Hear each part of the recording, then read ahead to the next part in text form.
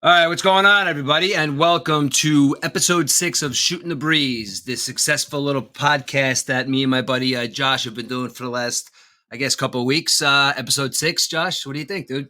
I'm excited about this one. It's another conversation with someone from the outside, just not you and I. I don't like to call it an interview because we're not just asking questions and they're answering. It's kind of having them talk and then us ask them questions. It's more of hearing their life story, a conversation more than an interview.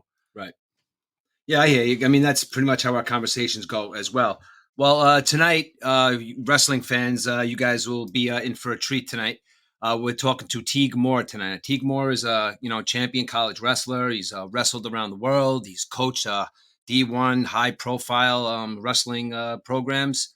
He's got a really interesting life, Josh, and we got it's good. He's going to sit down and talk to us for a few. Yeah, I'm excited. He was a Pennsylvania state champ, and then he went to NCAA state champ. Then, like you said, international champion. Has beat some Olympic medalists throughout his careers and became a coach for D1 programs, and now he's a wrestling consultant for high school kids. Yeah, that's interesting. That's interesting when you think about that. He's a wrestling consultant. I think that there needs to be more guys like him out there to guide these young men in the right direction. Because when you're trying to become a Division I athlete, Division II athlete, Division III athlete, and what your sport might be, you really need somebody to guide you. Because I even think when you watch these, even sometimes you look at these high level basketball players. Because I know basketball. That's the reason why I'm saying that is these guys don't really have much guidance. They just know that they're going to play a sport. They really don't know. They don't have much of a direction of what they're going to do, and they need somebody to guide them on that. Oh, 100%. I'm actually emailing him, talking to him right now, real quick. Yeah, we actually touched base with that on our last one, where some kids who maybe parents didn't go to college, and the parents don't know how to guide them if they've never done it themselves. So, and it's a big thing picking which college you're going to go to, and it's even a bigger thing when you're doing it for a sport, also. Now, I think I would have to assume that somebody like Teague, he probably would take a young man or a young lady that has a direction and wants to go to college, and I would assume that it's not something that you would go for, like, just because Penn State might be the best college to go to, at the time, but it may not be a best fit for the kid at the time. So I'm assuming like he wouldn't just try to say you should go to this program, even if he or she is good enough to wrestle in a big program like that. But maybe guide them to where it's where it's a better fit. Maybe a D2 school, or maybe like for his character. You know what I mean? Oh, 100%. And the other thing, it's like most kids in sports only think about D1. That's all they want. But there's times where a D2 program is better for you, D3, but it's all about pride sometimes with some kids and even parents because they want their kid D1. But if I always told my wrestlers, if you get a D3 scholarship, which you can't get a sports scholarship under D1, below D1, but they'll give you an academic scholarship for a wrestler or Right. baseball player, an athlete. Right. Take it. It's a free college. And not only that, but sometimes you might not fit in with that coach or that program. And what Teague's doing is kind of help guide people depending on who they are. And we'll let him get into further with it. But he's still in the wrestling community Right. programs. Now that's an interesting question. Like if you've been top level in your sport your whole life, you played it's wrestling. We're talking about wrestling. You've been a top wrestler in your area, top wrestler, and you get to college. Now you go to the college that you want. Now all of a sudden, like, this coach is supposed to be this great coach. Now all of a sudden you get there, and he's not the kind of the coach that you really thought he was going to be. But this guy is a successful coach, but you just don't you just don't kind of like mess with him at all. Now, as a D1 or D2 3 athlete, like, this is like you're going there to wrestle. You're going there for academics and to wrestle. Now, if you butt heads with the coach, are you supposed to, as an athlete, just suck it up and be like, all right, this guy's my coach and I just have to, or like, how do you think kids go about that today? Well, nowadays it's a whole different with the whole transfer portal in all the college sports. Mhm. They go there, and if they don't like the coach or they're not starting or they're not getting what they think they deserve, they just hop in the portal. Okay. And you can see that everywhere. It's changing college sports something fierce, along with the nil with them getting paid. That's the other thing they look at now is where they can go and possibly get paid while being there. Now that's interesting too. I mean, we could get into that, at length if you want, or, or anytime. Like, there's a certain validity to these kids sometimes if they're a high level athlete. or let's say even like somebody from a small town, and they're selling jerseys and stuff like that, for a D1 college. And I mean, there's some kind of validity to the fact that maybe that there is some kind of monetary, exchange that should happen, because I understand thinking a D1 or D2. Well, if you're D3 or not, you're getting a scholastic. You're getting an academic, not an academic scholarship. You're getting a sports scholarship, and you're getting all this money. And then maybe they think they're just asking for a little bit too much. You mean with the nil, or with them getting the scholarship and the money for their name? And the money for their name, as well as this, because obviously if you're a high level athlete, and you're getting paid for your jersey, you're obviously going to school for free as well. Most likely, yes. But then you got to think about how much the school is making off your likeness, because they sell jerseys before these kids were getting paid with their names and with their numbers, and the schools are getting millions, billions of dollars. I don't want to say billions, but millions of dollars off the backs of these athletes who are going to school. It's a job. When you're in a sport in college, it's not like high school. It's a job. You wake up, go to your sport, go to classes, go to your sport, go to your classes, and at night work out with your sport. And it's not just one season; it's both semesters. Right. Right. I mean, I guess a perfect example of somebody like this would be a guy like Johnny Manziel, because I think he kind of was one of the first people, I guess, to get in kind of in trouble for it. Because I remember where he's from. I think it's Texas. I'm not exactly sure, but he was caught at some like local card place signing his jerseys for the name of the school escapes me, but he was the first one to get really in trouble for that, and he was pretty much saying, like, obviously he turned out to be a disaster, and we all know what happened to him, but I think he kind of had a good point in the beginning, because he was a very, very popular quarterback in college, and there was people wearing his jersey everywhere, dude, everywhere, and he wasn't getting paid for it. So I don't know. Yeah, it's kind of a double-edged sword, because the kids are coming in. I shouldn't say all of them, but with that chip on their shoulder, anyhow, coming out being the best in their state. Now they're coming into college as a freshman and now getting paid. And at 18, if you're already getting 5 or 6 figures for going to school and playing a sport, what extra are you going to put into it? Because you're already getting money, you're getting paid. Unless you are that top one who's going to be in the first round or second round. Right, right. I mean, yeah, exactly. But you also got to remember too that a lot of these kids are coming from dirt poor parents, and dirt poor families. You know what I mean? True, true. And I understand millions of dollars is a lot of money. That's life changing money. And I mean, if you're running, but some of these kids are only getting maybe a couple $100, Right. for the likeness, or signing a jersey, or signing a helmet or something. I mean, they're only getting a couple $100. All right, I see Tig's in the group here. Tig, there's a spot where you can hit to call in. Down at the bottom, it should be like a little phone. If you click on that, it'll call in and it'll give us an alert. But if you have any problems, go ahead and reach out to me. We'll just keep going until you get on here. But yeah, that whole nil and the transfer portal is changing college athletics. Right. Because we're just jumping from school to school if they don't like the coach, instead of trying to learn from someone that you might not fit in, go 100% with your style.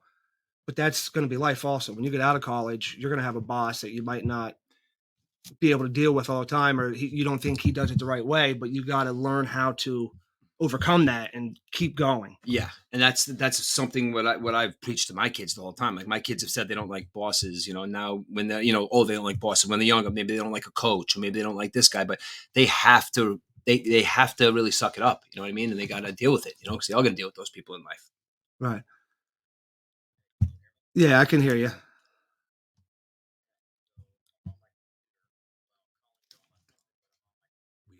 We are live. Having some technical difficulties. Please stand by. All right, he just sent you. Sorry, we're on the phone with Tig right now. Yes, we are. He just sent you another one to invite you as a host. Maybe if you exit out of the program and then click in on that invite. Shooting the breeze on the fly. Hang in there, everybody. I'm not a big fan of dead air. We got this going. We got this, guys. We are talking to our That's guest all right. as we speak. It's going to be a good interview, guys. Sometimes, I mean, I'm 50 years old and I'm trying to figure out this technology. Maybe it's something I'm doing on my end, but Is he good?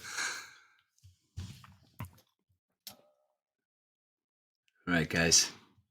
Let's see. We got 6 Rich, do you lines. have Nine, you're on the 10. computer. Where would you be able to call in from the computer? Um. Because I know I have it on my phone. Yeah. I Oh, honestly. because you're hosting. You Yeah. can't look. Yeah. All right there, call in. Call in. It just allow All calls. right. And I could see. I'll send him. I could send him another. I sent him the email. Did he go to his email? Yeah, he got it. Went to spam.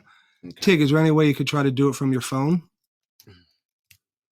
All right, guys. Hang in there, everybody. Now we got one more person popped on here. I really do wish everybody out there had their names. Like I see Teague Moore. I know I'm talking to Teague Moore. But up, Yeah, Shane but down Winter. on the bottom there, by where you can comment, None of the Amish there's like Outlaw a is there. box, and then there's a phone.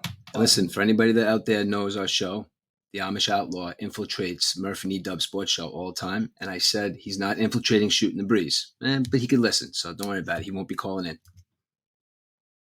Mr. Teague Moore will be calling in very shortly, guys. I hope Do you see the that, Tig? volume is okay. Hello? Let me try one more time. I'll invite him as a speaker. Alrighty. All right, folks, apologize about that. We're just trying to, it's not the easiest thing with this, trying to get in and call in. There's computers, there's phones you can do it with. Yeah. But getting back to the college and with Teague, I think we need more of those consultants and to get names out, because like I said, there's parents and kids that don't know how to choose and don't know that there's anyone out there that can help them. Right. Exactly. And who is the Amish Outlaw? Oh, we don't we don't know who the Amish Outlaw is. The Amish Outlaw is very, very mysterious, and he kind of comes in and tries to infiltrate our other show, which is the Murph and E Dub Sports Show. But he's only going to sit there and listen from afar. The Amish Outlaw does not infiltrate. All right, Teague. It looks like we got Mr. Teague Moore coming up. Hello. Hello, Can you Teague. hear me? Yes, we can. Hear you loud and clear, buddy. How you doing? Goodness. At 47, I felt like I needed to go back to elementary school. Teague, I'm very sorry about that. We run a little, a little primitive podcast. We're trying with two. I'm 50 years old, and my partner here is a little younger than me. So we're working out the technology as well. But we're very, very excited to talk to you tonight. Well, I appreciate you guys having me, and I apologize to the listeners that it took me a few minutes to figure that one out. It's the first time I'm on that software. So I'm sure, like most of these things, now that I've done it once, the next time I do it, it'll be super easy. Yeah, if this all goes well, maybe become a, we'll get through this and then maybe be a guest on another show, There you go. There you go. There you go. Well, thank you guys for having me. Teague, I'm very excited to have you on and tell your story and everything that's going on with you now. But first off, I want to wish you a belated birthday. You just had one a couple days ago. Thank you. I did last Friday, 47 years young. Okay. Yep. Happy birthday. I'm the same way. We're still under 50. There you go. Under the big 50.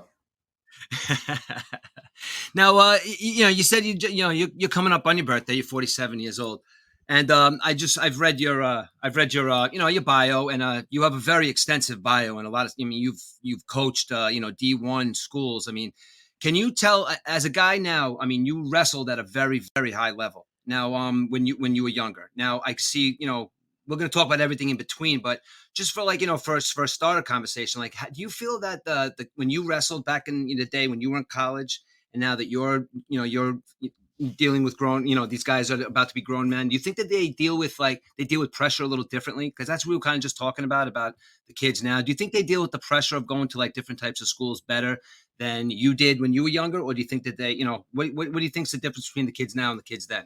Well, I think, when I made my choice, it was 1994.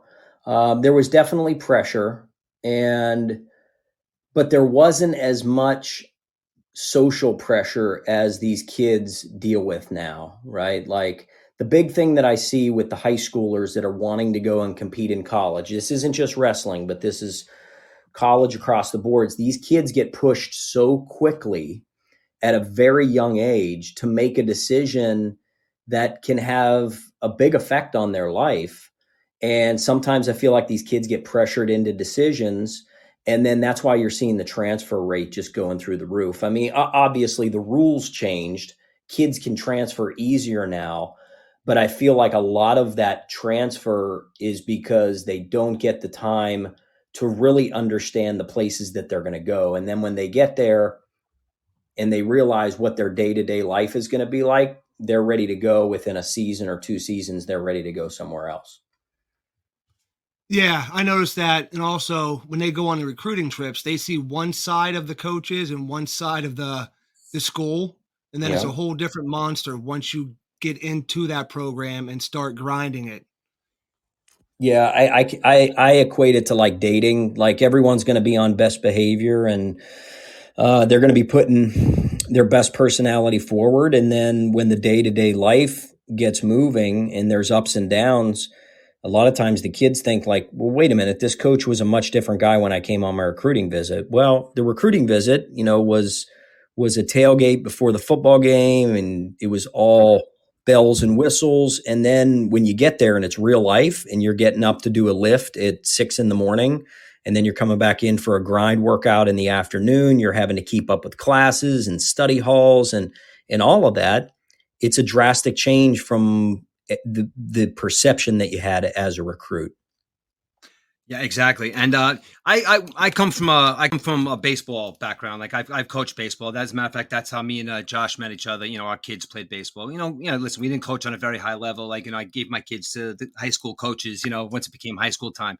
But my kids that playing at the high school level as well. Do you think? I think there's. I personally think it might be a little bit of a problem, but I'm curious to see how you feel because at times there's parents that'll like turn around and say that they're holding their kids back to do an extra year of high school so they can get different looks, or for different colleges, so they can go to a better college. That being they'll be doing 5 years of high school just so that they can go to a D1 school or something like that. Now, you as being a consultant, like, would you ever think that would be a route that you'd send somebody as a wrestler, or it just sounds like wrestling is a completely different animal than like baseball and football and that kind of thing? I would consider advising a parent to at least look at it or consider it for one reason. If the kid is too young and immature, whether that be physically or mentally, and they need another year before they go off and start their clock in college, going to a prep school, a PG year, and doing a year of competition, getting another year to mature, understand the academic side of things before you go. I'm in favor of that because I think the long-term negative fallout of somebody going too quickly, too young, there's too many negatives that can come about from that, right? So if it takes you 1 year longer, I'm okay with it. Now, if you're doing it just for Right. athletic reasons, then I kind of question it, right? You might be prolonging something. Um, I think we're witnessing right now, for the first time in history, we're seeing kids that have spent too much time in college. And I think there's negative effects of that as well. And so, each case should be looked at individually. And when should the kid be starting college? They might need one more year as a post grad and do that PG year so they get a little bit more mature and understand the academic side of things or can handle college life.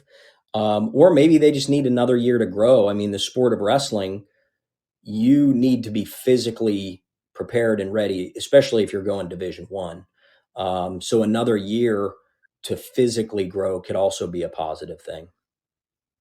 Yeah, and it's funny you said about the colleges. That was one point I wanted to touch on with you, is because you're seeing kids now in college, Tig, that are their sixth year, and maybe some even seven. They're graduating. Well, they're still wrestling at 26 years old, which I was debating with other people while having a conversation that there's a huge difference between, like you just said, a 17-year-old coming into college and then wrestling a 26-year-old. There's a difference in the strength, the maturity.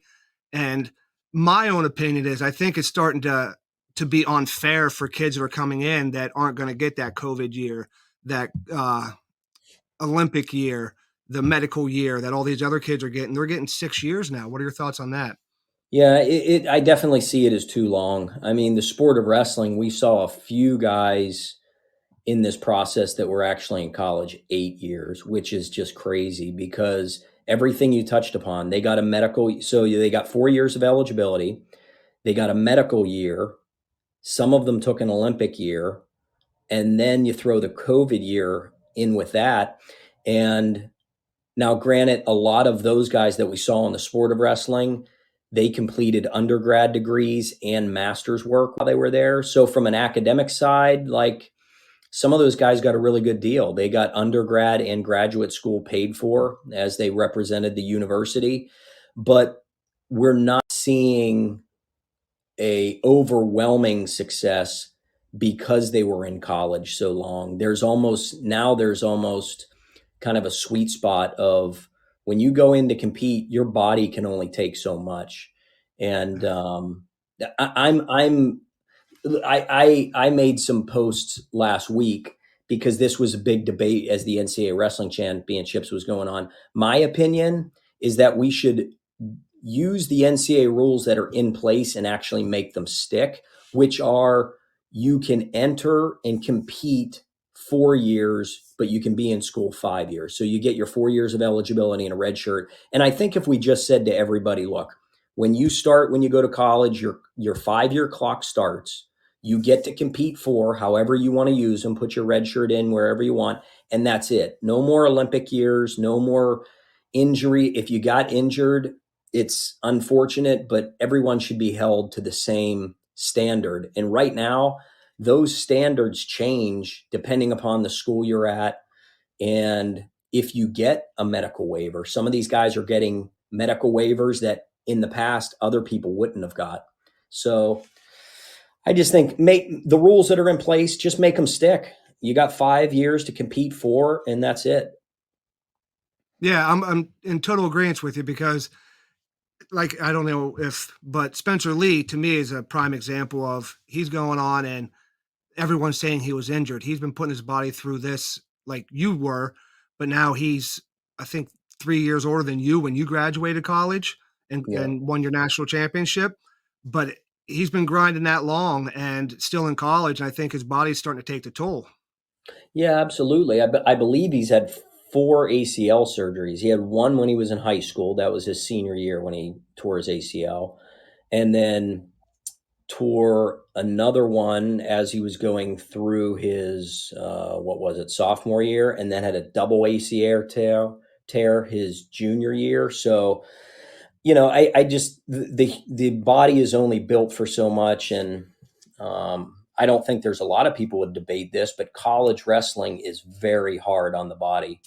And to be in prime shape for the NCAA championships 4 years in a row, and if you extend that for 6 years of college, it's tough for these guys to stay healthy.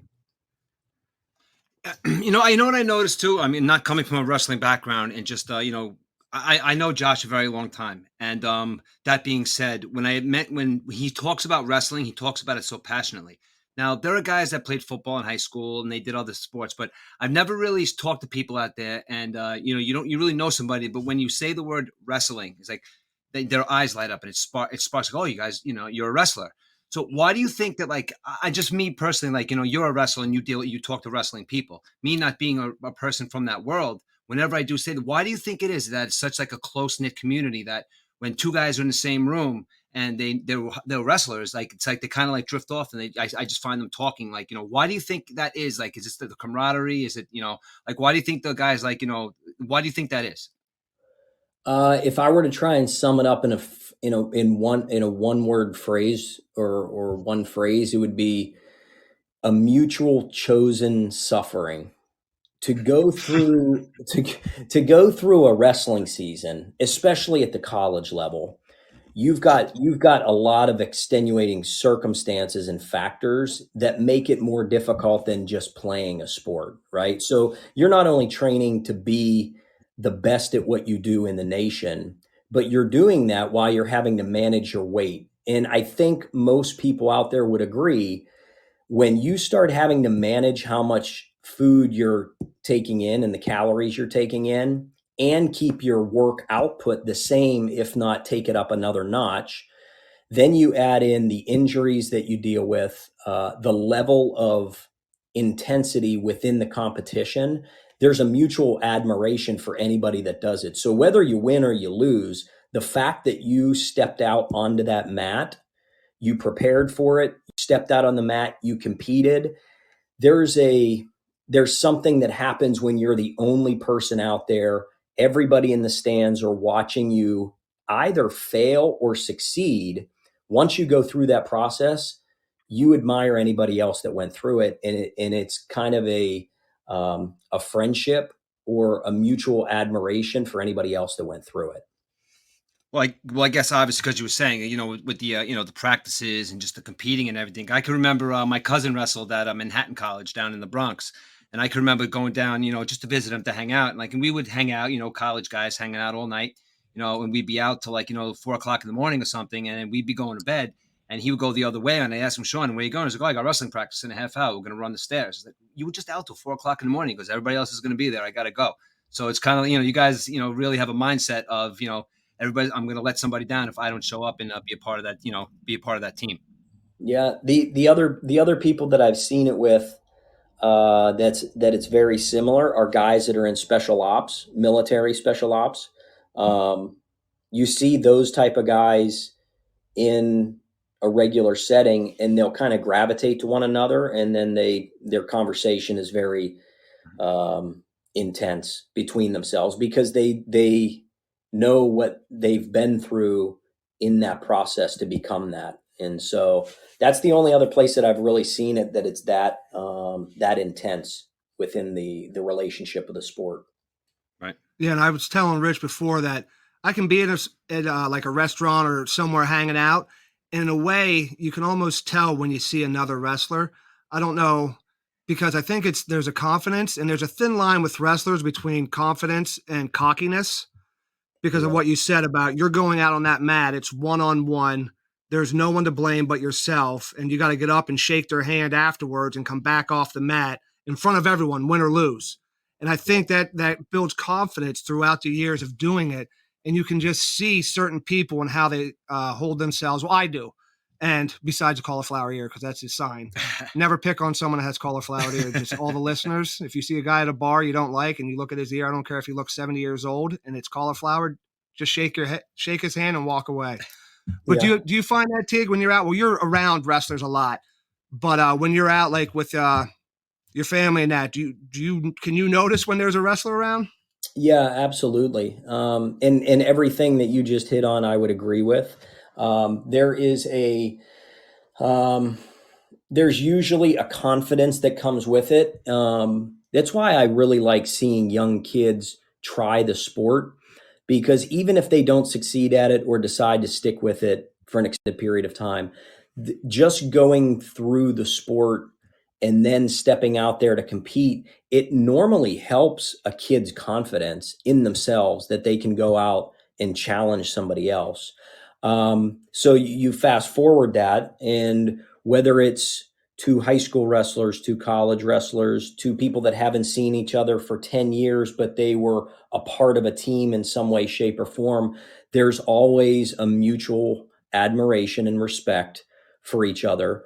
And the other thing with wrestlers that I've noticed now, so having coached for 20 years, you look for guys that carry themselves in a different way, and wrestlers usually do that. We hope and we talk to our guys about that should be done in a way that's healthy and respectful, right? Not the cocky jerk or jock that everybody remembered in high school that was Hmm. kind of a pain in the ass. But when you meet people like that are okay to challenge themselves, they're okay to stand firm in what they believe in. You don't usually push over a wrestler very easy in a conversation, especially if you're talking about opinions. And it's not that we're super opinionated, but once we've kind of thought something through and we believe that we understand it, we'll probably stand pretty firm in that belief. And that is across the board. You'll rarely meet a wrestler that you talk to and their opinion sways, like it's hanging out in the breeze. Hmm. And I think that confidence comes from having been out on the mat by themselves. 100%. And you were talking about younger. I want to get back to you. When did you start wrestling? So Like I you started grew when up I out was above Pittsburgh, correct? Yeah, correct. I grew up north of downtown Pittsburgh, um, arguably one of the most storied geographical wrestling areas in the country. We've had more NCAA champions, NCAA All Americans, even world medalists, Olympians than anywhere else in the country. And so there's a long history of it. So to your question, I started wrestling when I was 5 years old. I had three older brothers that wrestled. I'm the youngest of seven kids. And in our family, because we were small in stature, we weren't going to be able to go out for the football team. We weren't going to be able to do those sports where size played a key factor in succeeding. And so the sport of wrestling offered something that my dad, who didn't wrestle, but he learned about the sport of wrestling and he felt, okay, my kids are going to be small in size. Here's a sport that allows them to compete against someone of equal size. And so that's how our family got into it. My three older brothers, I had so four older brothers. The oldest one never wrestled. Second oldest wrestled in high school. Third oldest wrestled in high school, got a scholarship to go and wrestle at Appalachian State Division One. And then my brother Ty, who was 5 years older than me, was a four-time Pennsylvania state champion, only lost once in high school. He went and wrestled at the University of North Carolina. And so when I was coming up through at 5 years old, I was already at the practices, crawling around in my diapers. By the time I was allowed to be on the mat competing, my older brothers had me ready to go. And so that was my introduction to the sport at 5 years old. Now, with them being that much older, you still went because I know in Pennsylvania, Rich isn't real sure about it, but the whole tournament thing outside of just before you get into high school and that with the elementary wrestling, you're traveling with your family, your friends, going from tournament to tournament. You were probably the one little kid that was on the mat all the time with your older brothers, and then when you came through, you were by yourself there. Yeah. Yeah, that's correct.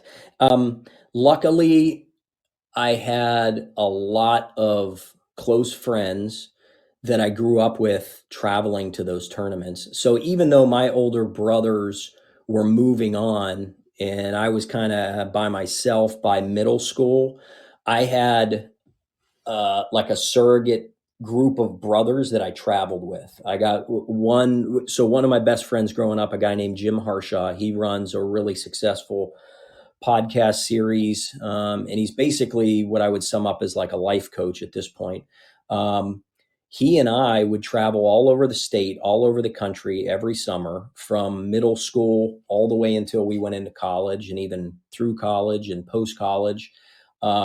So there was a family outside of my family that I could always rely on. The other parents drove me to tournaments and practices. My parents drove them to practices and tournaments. It's a very, very close knit group because you have to, right? You have to be close to the other people in the sport because in wrestling, you can't get better just by going and practicing by yourself. So you have to have practice partners. And that's where the friendships and the camaraderie gets really deep and it gets really tight because when you want to become good, especially at that high school level, and you're starting to travel the country, you will sacrifice a lot more than the average high school kid. You'll give up the proms, you'll give up the dances at the school. And when you factor in cutting weight and, back then, the rules are different now, but back then we would cut a lot of water weight. So even in high school, it was very common for me to be cutting 10 pounds to go to a weekend tournament or a national tournament. And those guys that I was bleeding with and training with, they were doing the same thing. So misery loves camaraderie, right? So we were all in that fight together. And when they went out and competed and they won, there was a little bit of you in that win. And when they went out and lost, you took it personal, right? The guy that beat them, you had a personal vendetta against that guy because he just beat your wrestling partner. So that's really my years of going to those tournaments and learning the sport by failure. You really get better at this sport the more that you compete. And I don't want to say the more that you lose, but when you lose in this sport, you can put that under a microscope, and then your teammates and your coaches come back after a loss and you dive into what allowed you to lose that match. And when you do that hundreds of times over, thousands of times over to master certain things, there is there's that mutual respect that grows from athlete to athlete and athlete to coach and parent to wrestler. Like the parents that watch their kids go through this, it's brutal. I'm sure you all saw Spencer Lee's family Yes. when he Yep. lost, and it's like it's it's primeval. Like watching somebody go through that just rips your heart out because you know how much they've sacrificed so that Spencer could get that opportunity. Yep. And you know how much it hurts them just to see him lose that match. Oh, 100%. And I was this is one thing I got upset with because online people go crazy and stuff with their comments behind their keyboard. But people were mad that ESPN showed that. I said I wasn't mad that they showed that because they show the winning and the losing. That's part of wrestling. And but I said she did nothing wrong in my eyes because she spent 26, well not 26, probably 21 or more years of driving him around, of supporting him because I know my own mother. I wasn't the level of you guys, but I know what she did and every match I think she moved just as much as I did in the stands and yelling and cheering. And it's that was deserved because that was his dream, a 4-time national champ, and he lost it right there. Of course, she's going to be upset. Of course, it hurt her just as much as it hurt Spencer. Yeah, I would agree. And to add to that, this is where it really like tore into me emotionally to know Spencer's story. He's right from the same area where I grew up. He went to Franklin Regional High School. I went to North Allegheny. They're about 30 minutes apart. Um, he had a storied high school career, and he lost his very last high school match to be a 4-time Pennsylvania state champion, undefeated Pennsylvania state champion, right? So there was a big monkey on his back as he went off to college, and then he starts winning as a freshman, and he wins as a sophomore, and he wins as a junior. And during this season, I can't tell you how many times as this season was playing out, I kept praying and saying, like, please do not let this happen to this kid again, because what he's put himself through to be going for his 4th title and knowing what he sacrificed physically and the amount of effort this kid's put in, and he loses it in an instant, right? One wrong move with basically 50 seconds left on the Yep. clock. He makes one wrong move, ends up on his back. You know he's going to lose the match, and then with 1 second left, they call the fall. It was it's so heart-wrenching. But that's the sport of wrestling, right? And that's why wrestlers will always respect what happened there from the standpoint of we know how much effort that kid put into it. There was Yeah. nothing fake about it, right? There was nothing fake about his life to try and capture that moment. At the same time, you've got his opponent, Matt Ramos, who pulls off one of the biggest victories, upsets of all time in college wrestling. So you're elated for him because you know he put the work in to make that happen.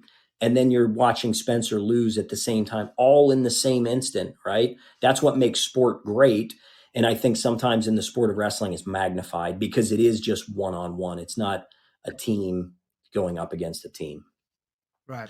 Yeah, you know what? I have a similar question. I have a question about because when you think about like hand to hand combat, like boxing and wrestling and stuff like that, is like you said before, when you watch somebody train so hard and like the sweat and the tears that they put into, and then they lose that match, it's like, both, parties just went into this grueling match and one came out on top. Now, do you think that some of these guys that wrestle, do you think that it's better for, like, if you lose, let's just say you come out on the losing end? Now, is it better from a mentality standpoint as a wrestler, for do you get down on yourself and saying that you need to get better, be getting down on yourself that way? Or do you stand up and say, you know what, though, that guy was better than me that day, and I just have to get better? So you weren't that good, or you just have to get as good as that guy? You know what I'm trying to say? Yeah, I do, and I think there's got to be a healthy balance of it. There has to be an honest, sincere look at yourself. Anytime you lose and your hand doesn't get raised, there has to be an honest, sincere look and say, was I prepared? Did I try and execute? Did I execute properly? Right. So there's this self analyzation. And if you meet a lot of these high level wrestlers, you'll find a common thread. There's a lot of perfectionists. There's a lot of guys that like they're on the path to strive perfection, even though we know it's an impossible goal. We're striving for perfection, right? Then at the same time, as you're self-analyzing and you're saying, did I prepare? Did I execute? Did I do these things? Then you look at your surroundings as well and you say, was I not doing as the things that I should have been doing? Was I staying up later than I should and my body wasn't getting enough rest and recovery? Was I sneaking off and doing things? This is big in college. Was I off partying when we were in season when I could have been on the right diet, doing the right things and letting my body heal rather than be at the bar at 2 in the morning at closing time, right? So there's a lot of self analysis going on with a sport like this because you're striving for perfection. You're trying to put together a perfect 7-minute match in college, and there's a lot of variables that can weigh into that perfect performance. You just brought up variables, and you brought up a really good point about wrestling, because in the baseball player and the football player, because you observe a lot of I have anyway observe a lot of, sometimes, like with the younger guys, at the professional level, like selfish behavior, like, I played my game, it was that guy, or what, or whatever. But in wrestling, or like I said, the hand to hand, like, you really only have yourself to look in the mirror and say, listen, I have to get better. I can't blame the third baseman, or I can't blame the quarterback. It's me and that guy, and I lost, and I just have to get better. Yeah. Yeah, it's when you put yourself under the microscope in that sense, and you did say it, whether it's MMA or boxing or any of the one-on-one combative sports, you have to be willing to analyze yourself and put yourself under the microscope if you're truly wanting to try to get better. I mean, look, we can all blame an official. We can all blame a circumstance, right? Like travel didn't go good. I wasn't able to get sleep the night before. That referee has it out for me. There's all those excuses Yeah. you can go with, but the true competitor is willing to say, what do I have to change so that next time I get my hand raised? And that's really, I think that's when kids really start to grow individually, when they start to take it upon themselves and say, okay, so maybe there was a bad call from an official. Why did I let the match get Yep. that close? Why did I put myself in that situation? And when kids can honestly ask themselves that, and then in a healthy way make adjustments and improvements to their training or the way that they're going to compete, then you can really start to grow from that. And later in life, that same type of philosophy of being honest with yourself, making adjustments, and not blaming others, that's huge in many aspects of life, right? So that's where sport can really pay off down the road. 100%. And I don't know about out by you when you were growing up, but I know we had our elementary program and then it was middle school, high school. Nowadays, that whole theory of iron sharpens iron, we're seeing a lot more clubs pop up for the middle school and high school kids. Even elementary kids now are going to these same clubs where you have a mixture of kids from all over that are going there. Did you have that out in North Allegheny? Because I know didn't Strip Matter start something, the Young Guns, but that was after you? Yeah, that's correct. Jody was a little bit younger than me. I wrestled against John, his older brother, when All we were right. in high school. But no, back in the 90s, you there were clubs around, but they were not professionally run clubs like we have today. And I would say that's the biggest factor of the change that we've seen in our sport. And so, like, I'll give a little bit of history on this. If you look at the sport of wrestling, historically it's been centered around high schools, and not just in the state of Pennsylvania, but throughout our country. That's where your base was. It was based at your high school, which had an elementary and a junior high program that everybody fed up to. And then once you passed high school, a very small portion of the population, like 2% of high school wrestlers, go on and wrestle in college. So then people went on and wrestled in college, right? At a place like Pittsburgh, Pennsylvania, or the Lehigh Valley in District 11 in Pennsylvania, what happened was so the cycle was completed. You had these wrestlers that went and wrestled in college. They would come back to their towns to become high school teachers and coaches. But in the late 90s, early 2000s, people started realizing I can run a wrestling club like this guy over here runs a karate club, right? And so guys started saying, I'm going to get a warehouse space, and the kids that want to come and practice here, they're going to pay a membership or they're going to pay a fee. And by doing so, I'm going to collect the best kids in the area. And so the steel sharpens steel, iron sharpens iron. They start collecting the top tier kids, and everybody starts to realize where the best training's at. Wrestling dads, it's like they will decipher this stuff. It's like a hidden language, right? The dads talk amongst themselves. They see a really good kid at a tournament and they say, "Where's he from? Who does he train with?"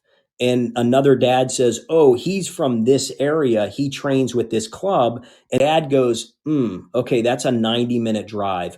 We can maybe do that twice a week, right?" Yeah. And so now he goes and finds that kid and says to that dad, "Hey, if we come to your club next Sunday, would you be there for the workout?" "Yep, we'll be there." And so the clubs really started taking off in the early 2000s because guys realized, if I create this, the parents are going to pay for the kids to come get the workouts, right? Yep.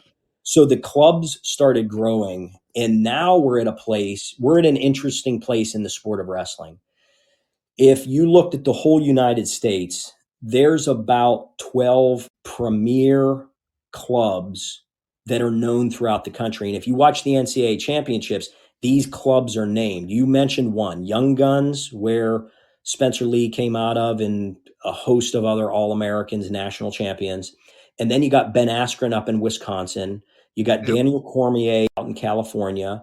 You got Siebold out in Iowa. There's now these, we'll call them like magnets or meccas, that kids are starting to gravitate to, and parents will literally.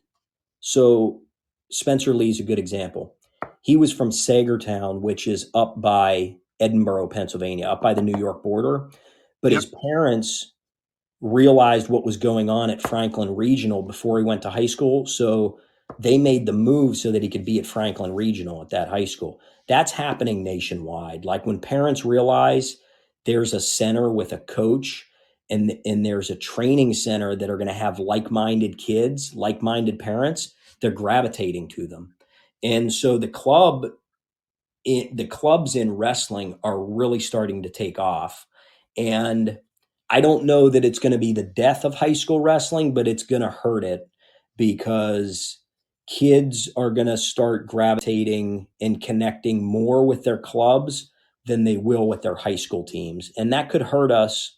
That could hurt the growth of the sport at the high school level if it remains the same for the next 10 years, 20 years. High schools could Yep. really get hurt. Well, look at Levi Haynes from Penn State. He forewent his senior year in high school and then went to Penn State and almost won a national championship as a freshman. Right. Right. And Yeah. the other thing, the question, go ahead. No, I was just going to say it's becoming more and more prevalent, that we're seeing that. I'm sure you guys know the name Henry Cejudo. Yep. Uh, Yep. Henry Cejudo MMA was in, champion. yep, the state of Colorado, and wasn't getting challenged. The Olympic Training Center, they knew his ability and his talent level, and so they said, "Look, rather than go to college and wrestle in the NCAAs, why don't you come to the Olympic Training Center?" And fast forward, he became an Olympic champion, right? He never went and wrestled at the NCAA level. I'm not saying that's going to happen in the future, but it's definitely happening at the club level to get high school wrestlers to the premier college levels. The college levels right now between Penn State, University of Iowa, University of Michigan, the amount of seats that they're selling out at all of their home events, our sport has now risen to a level that kids and parents are willing to make different sacrifices so that their kids ready to go and can go wrestle at a place like Penn State or at the University of Iowa or my alma mater, Oklahoma State. It's a different world now. Yeah. Now, I was just at the Pennsylvania State Championships 2 weeks ago, and there's a lot of debate on what's going on there now with these schools, the so-called recruiting. What are your thoughts on that? Because you have the kids that are homegrown, but then you have schools that have kids coming from other states in to wrestle, and they're wrestling. And again, if you're a good enough wrestler and your parents want to move and send you to a school like that, I understand. But when they come into the state tournament and they're winning the team championship by 80 points when they're wrestling, especially double A, what are your thoughts on that whole thing that's going on in Pennsylvania with the private schools wrestling with the public schools in the state championships? So we have a little bit of family history there. My older brother Ty, who was a Pennsylvania four-time state champion, we started, all of my older siblings, the five older ones, went to a neighboring high school, Seneca Valley High School. And before my brother was going to enter ninth grade, my dad made the decision and said, "We're going to pick up and move." My parents had lived in the same house for 30 years. They decided to sell that house, move to another district. Now, that was in 1987, right? You didn't have the crazy legal issues going on like you have now. My Right. parents picked up, moved my brother to North Allegheny. The rest becomes history. Okay. Nowadays, with it's predominantly your Catholic schools, right? Your Correct. Yes. private schools. Becca. Yep. Yeah. So in Pittsburgh, there was a rise of Central Catholic for a little while, and so Notre Dame in the Lehigh Valley, same as Becca. So here's my opinion of it. And I'm just going to give my opinion. It is what it is, right? I feel that the state of Pennsylvania should do one of two things. They either say, if parents want to pick a better school for their kid to go to, be it academics or sports, this is America, and you should be allowed to do that. You should be Yep. allowed to put your kid in the best possible place for your family, for their future, right? The state of Pennsylvania should make a decision. We're either going to separate them, and we're going to have a private school championships in a public school championships, or keep them combined, and that's it. Let people go and do what they want to do. I find it preposterous that, like at Bishop McCourt, you've got a Catholic school near Johnstown that decided, okay, we're going to offer wrestling, and you get all those young gun kids from the area that all decide they're going to go there. And then the PIAA gets a wild hair and decides these kids are now ineligible. There's no difference, in my opinion, about what was going on with that versus what has gone on with Becca or Notre Dame or Central Catholic or any of the other schools that kids pick up and move to. So to pick and choose who's going to be allowed to do that and not do that, I mean, my personal opinion, and this is where I'll disagree with a lot of people, then you need to start scrutinizing the families that move their kids for academics, or they're going to move their kids so that they can be a part of the band, right? It sounds like a silly True. statement, but parents move every single day to give their kids a better opportunity. Why should a governing organization like the PIAA decide because they moved, we think they moved for a sport, they can no longer compete in that sport, right? Yeah. So for the future, I don't know what's going to happen.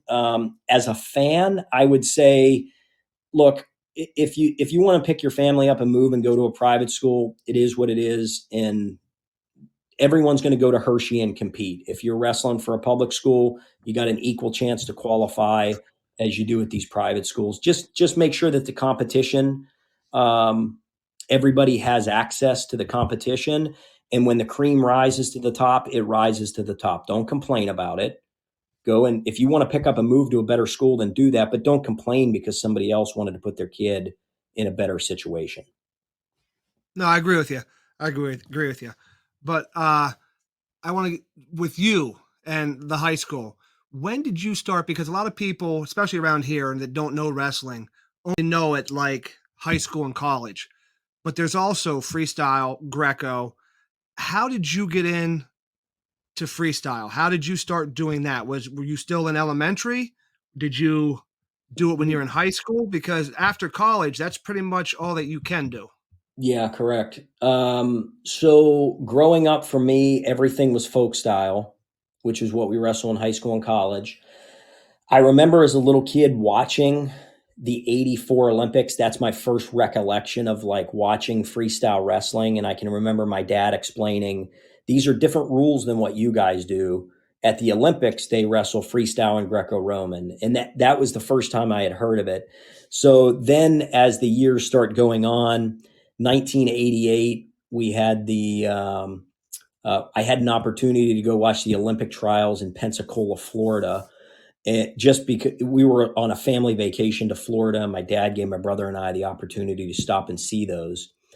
And then I actually didn't really start to get into freestyle until seventh or eighth grade. I found out that there was a whole series of tournaments during the summer that were freestyle and Greco oriented. And so again, I go back to what I was saying earlier. Those group of kids that I went to all those youth tournaments with, when the dads realized, okay, they need to go to the next level was you wrestle during the summer, and that's freestyle and Greco.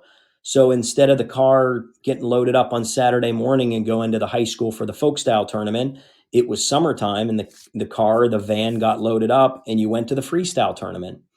And that's where I spent so many of my Saturdays. I didn't have a Saturday childhood where I got up and watched cartoons. On Saturday morning, I was weighing in a gym at 7 in the morning. And then I was in that gym till 7 or 8 o'clock at night on a Saturday. That was my childhood. And I ran around with all these guys that were doing the same thing. Like we didn't think it was weird that we weren't sitting at home watching cartoons on Saturday. We were in a gym beating the living snot out of each other. That's what I did from 5 all the way until I graduated high school at 19. Wow, and that's kind of what my next question was going to lead to. When at a certain point, when you become very good at something, there's a certain point where you realize that. Now, you as a very high level wrestler, like at what age, at what point did you realize that? Wow, I'm pretty good at this. Um, that's a great question. I don't know if I've ever been asked that. Did you There ever you go. think that? Did you ever think that? That's why I'm here, Teague. um, there was a point where I kind of like where the light bulb went off, and I was like, "Holy shit, I'm on the top of the pile here." Um, it was probably it was in high school after I won my second Fargo national title. So um, for me, this is my story. So I watched my brother win 4 Pennsylvania state titles. Everybody in the country knew who my brother was, right? Now, I come into high school a few years after that. I don't even qualify to the states my freshman year. And everybody kind of looked at me like, what's wrong with this kid? Right. So I make some adjustments. I get a new assistant coach at our high school. His name was Herb Monroe. He's this little tiny black guy that wrestled for Lock Haven University, and he came to our school district to be an elementary school teacher. Teague, I He know Herb quite well. I used to do wrestling camps with him when I was in high school, and when I was a senior, I went out with Andy Sanko. A great guy. But go ahead. I love it, Herb Monroe. incredible human being, right? Like Herb Monroe changed the whole trajectory of my life. Wow, So, did not know that. yep. So I had this horrible freshman wrestling experience. I feel like I'm not going to do it in the sport.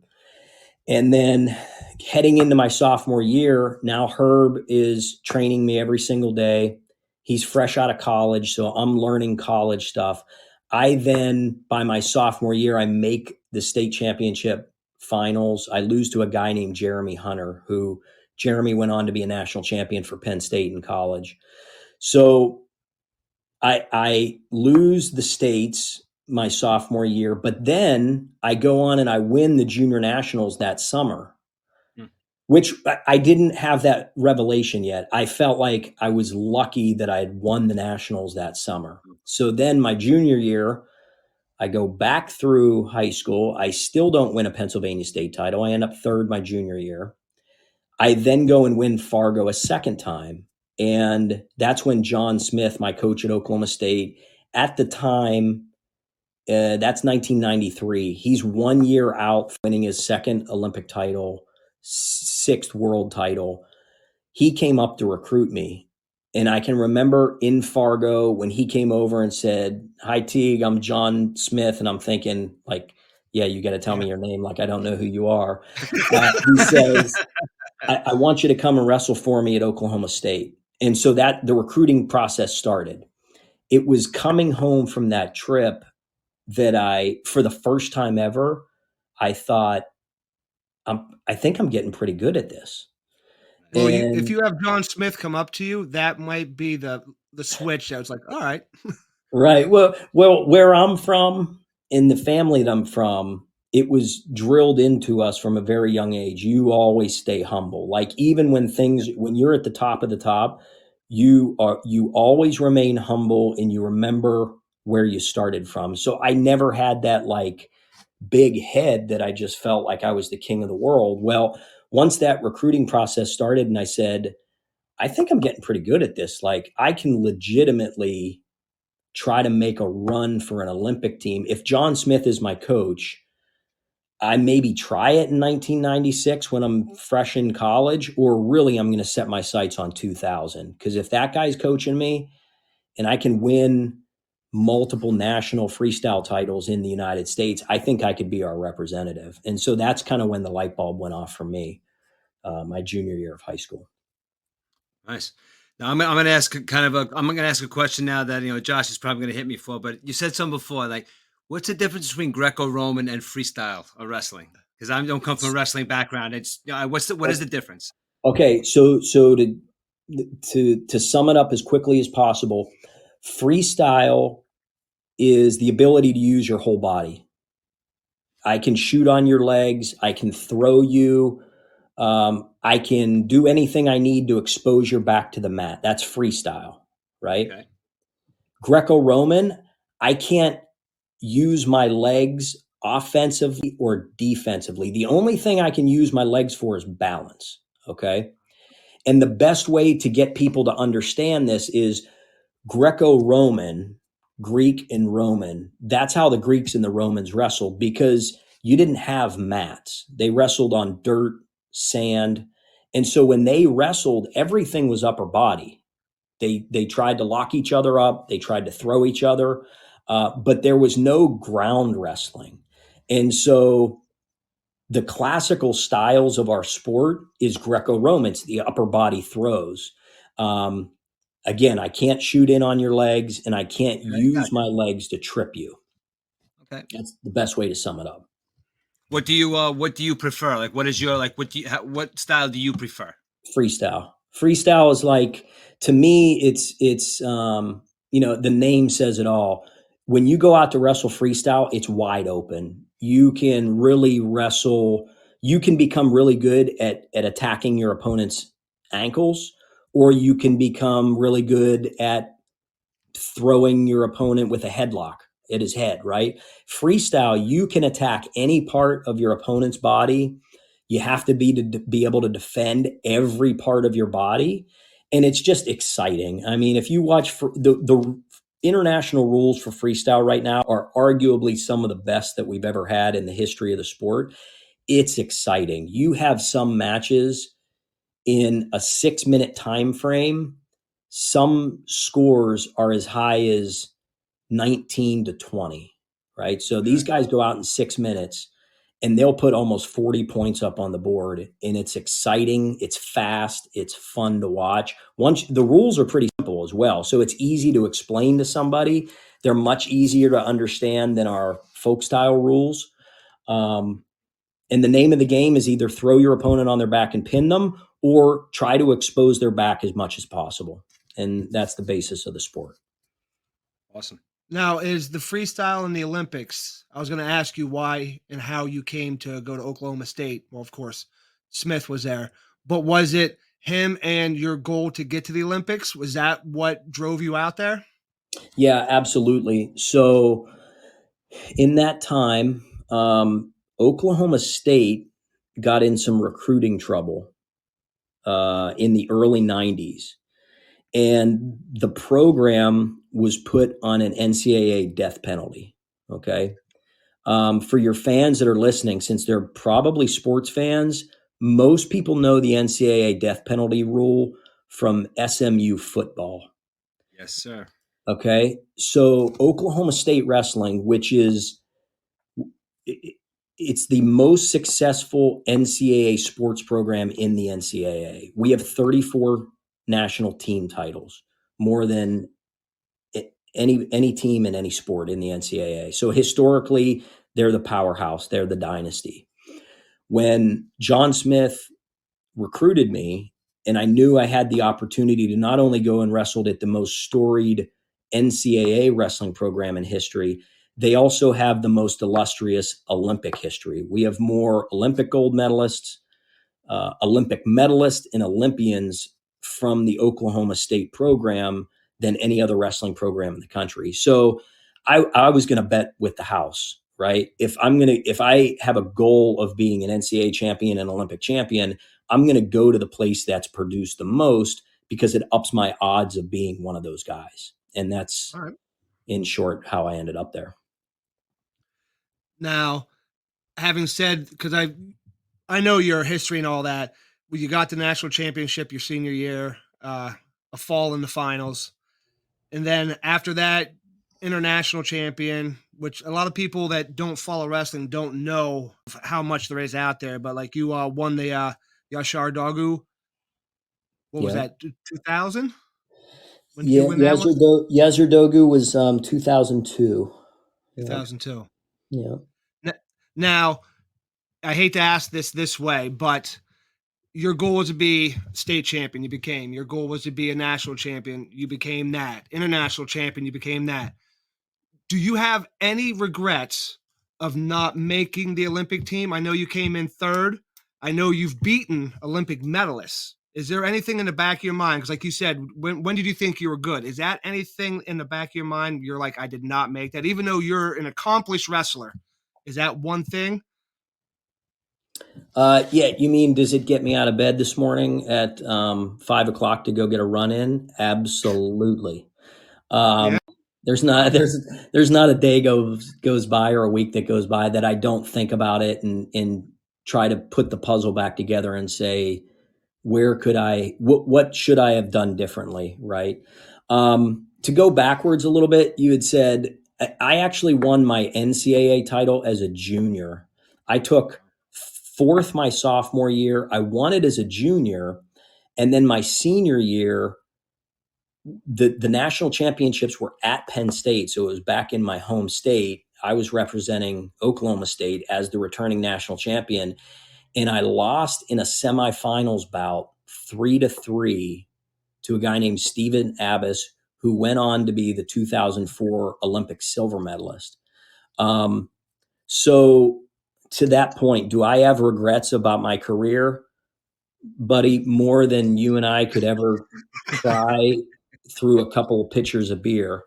But I also have to remind myself that over my career, and this was something my mom and dad really, really would like hammer into us. If you want to focus on your losses, that's fine, but get over it, because what you've accomplished is more than 99% of the guys out there that ever put wrestling shoes on. And so I have to remind myself that, right? Like, God gifted me with talents that fit well in the sport of wrestling. And I feel like I maximize those gifts and those talents that he gave me. And even though I look back and there's shortcomings that I wish I had done things a little bit differently, or maybe took different opportunities, at the end of the day, that's my history, right? My story is my story, and I'm proud of it. And hopefully I can motivate and teach the next generation based on my successes and my failures. So my story is unique, just like everybody's story is unique. And I try to remember the positive more than the negative. That's yeah, I mean, exactly, and that's really But what all that stuff did to you through your life, though, looking at your resume and stuff. I mean, you passed a lot of what you learned through your life, whether it be winning or losing. I mean, we learn in both things. I mean, but you were able to pass a lot of your knowledge on to people in what you're doing now. With helping them choose the colleges and stuff like that. And I actually have a question. You said something about with your competitive nature with yourself. I mean, I have a question, and you can answer if you want, but I have a question about that. Being, do you remember a couple of years ago with Simone Biles, the gymnast? Yes. Okay, now I just have a question for you that talks to these athletes and stuff.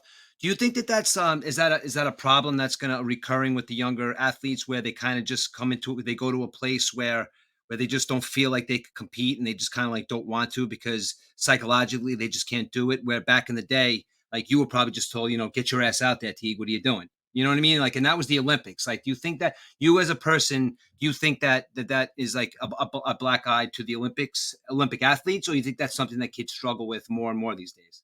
No, I think kids struggle with it more and more. I'm fortunate.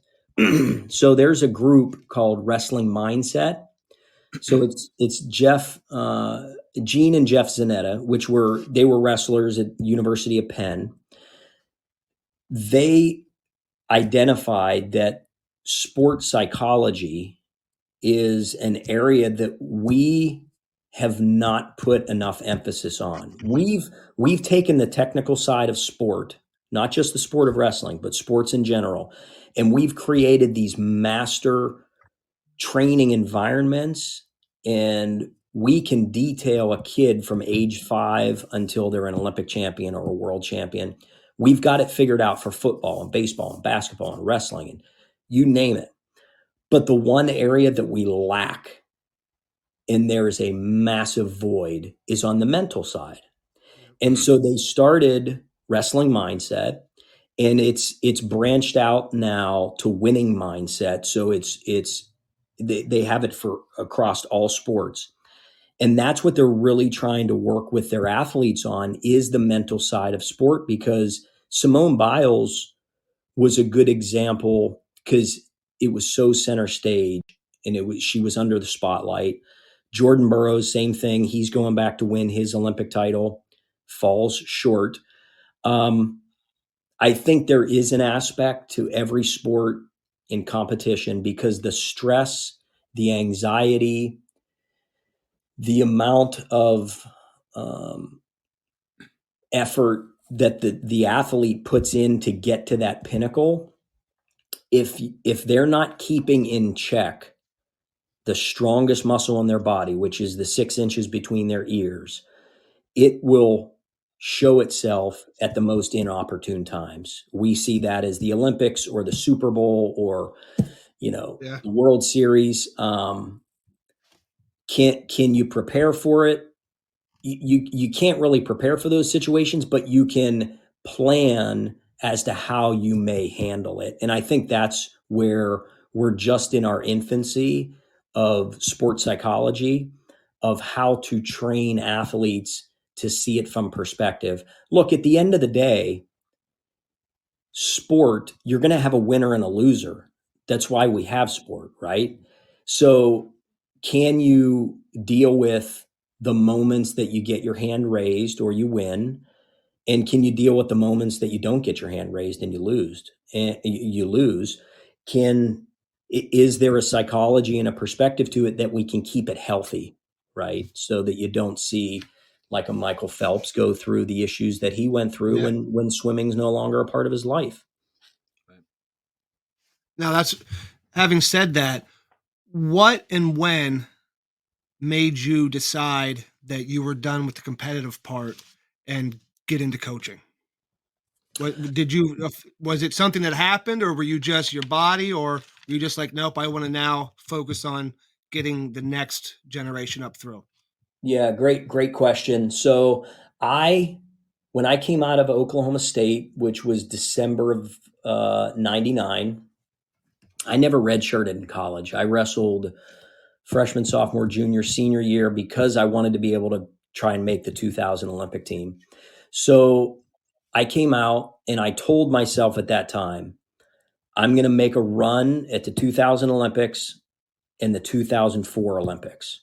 At 2004, I will assess and see where I'm at, and at that point in time, I'll make a decision that I'm going to step away from wrestling or I'll stay in it. And I don't know what that means at that time. I'll address it at that time. So I committed myself. And I also knew based on age, I really didn't want to be wrestling when I was 30. And so I came out of Oklahoma State when I was 24. Uh, shortly thereafter, the Olympic trials in 2000, I end up third. So I said, okay, this next quadrennium, these next 4 years, my whole life is towards a world championship, an Olympic championship, and I'm going to give everything I have. Like my whole being is going to be dedicated to this. I will live without the finances because back then, if you're an aspiring Olympic wrestler, Yeah. you're living on nothing. There's not a lot of money coming in.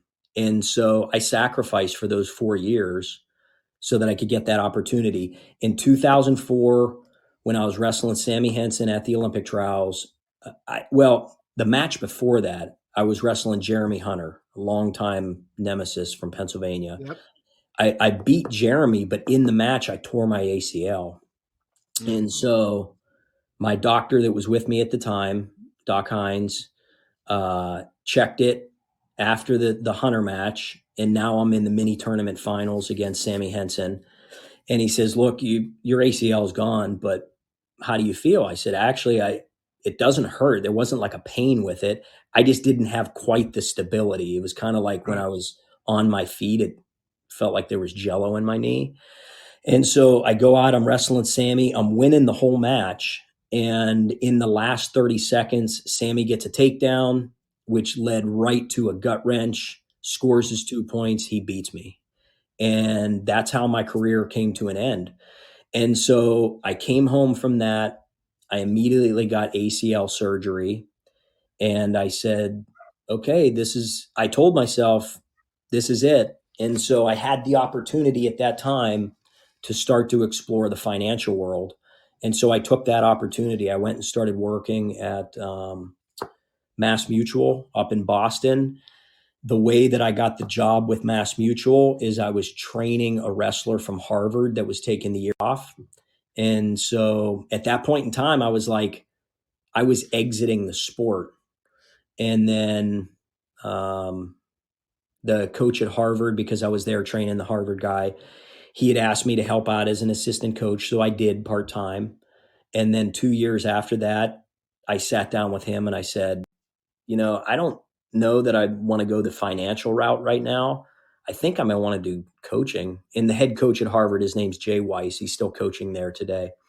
And he said, Teague, I've been waiting to have this conversation with you for a long time.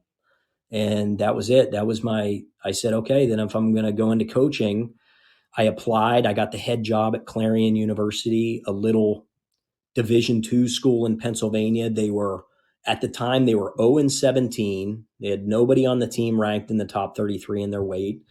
And I said, okay, if I can get this program turned around, because historically Clarion had a really good program, if I could get Yeah. them turned around, then maybe I'm meant to coach. and that started my 20-year coaching reign. So you went, was it Clarion? Then you went right to American? Yeah, correct. I was a head coach at Clarion for 5 years, from 2006 to 2011. We won our first, in my fifth season, we won our first conference title in 16 years. We had three guys that were ranked in their top 15 in their weight classes. So we were like, the program was starting to come back. And then the changeover at American in 2011, the head coach from American got the job at Oklahoma. That opened up at American. The kid that I went to train at Harvard, his dad was like, he's essentially the biggest supporter at American University for wrestling. And he said, it was his alma mater. And he said, hey, with our coach going to Oklahoma, will you look at the head job here? So I looked at it, interviewed, and got the job, and was there for 10 seasons. Now, are you ready to talk about American? Do you want to delve into that with what happened? Yeah, I'm good with it. All right, so I know it was an abrupt ending, departure, and people that don't know, of course, there's a lot of speculation, and without anyone hearing anything from neither you nor American, there's a lot of rumors going around, a lot of just people saying certain things. I kind of want you to clear the air, give your side of the story of what happened down there. Yeah. So I appreciate it. I appreciate you that letting me do that. Um, so the ending in American was, I'll just say, strange. It was extremely strange. So, painting the picture. So in 2020, we're getting ready to go to the NCAA championships. We've been through the conference championships. We are leaving on a Monday to fly to Minneapolis for the NCAA championships. And on Sunday, we finish our workout. We go home. I get a call from the AD. He says, hey, NCAAs are going to be canceled. The guys can't come back to campus. Like, everything's going on lockdown. And like, it was like the strangest time. So NCAAs get canceled. We enter COVID, right? So now we can have no contact with the guys on the team. We can't go back to our offices, can't go back to campus. We're attempting to recruit high school kids, but you can't go see them. They can't come see you. They can't come to campus. You can't go to campus. So you're trying to sell kids, like, over Zoom calls, come and wrestle for me at American University, right? So, timeline of events. So my head assistant that season gets the head job at Fort Hays State out in Kansas, a Division II school. So my head assistant calls me and says, hey, I got an interview. I got the job. My family, we're going to pick up and go and do this. And anytime my assistants had opportunities to get moved up in the coaching realm, I was 100% supportive of it. And so he moved on. So now it's me and my graduate assistant who had wrestled for me. He comes to me in May and says, Teague, I have the opportunity. I'm finishing my master's in finance. I got a job with a financial firm in DC. I said, okay, if this is what you want to do, I'd love to have you stay and coach and take the head assistant position. But if you're going to move on, I totally get it. It's the best thing for you. So we're in COVID. The athletic department says you can't do a hiring right now because we're in COVID. People obviously can't come to school, so everything's frozen. So now I'm coaching a Division I wrestling team with no assistant coaches. That summer, if we all remember, it was a crazy summer. The BLM movement happens. There's like cities burning down everywhere. COVID's going on. It's nutso. Yep. Anybody that knows me knows my political beliefs and leanings. Okay. And although many times at American University and or college campuses, I knew that my opinion differed from everybody else because Yeah. I was told your opinion is much different than everybody else's, right? And we believe this. So we'll get to the nuts and bolts of it. So fast forward, I'm told you can go ahead and start hiring for your assistant coach. So I start this process over Zoom. I can't meet the guys in person. They can't come down to school. And throughout the craziness that's going on that summer, there was a social media post from our local high school that my kids go to.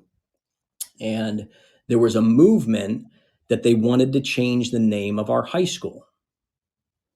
And here in Maryland, that high school that was donated, the land was donated by that family. The gentleman that it's named after fought in Washington's Revolutionary Army, right? To separate the United States from Britain. He owned a bunch of land in this area. He donated that land, and that became the high school and the high school name. Well, that summer, everybody wanted to change the name of that high school. And I got on a social media, on Facebook, and I simply said, socialists do what socialists always do. That was my post. Okay.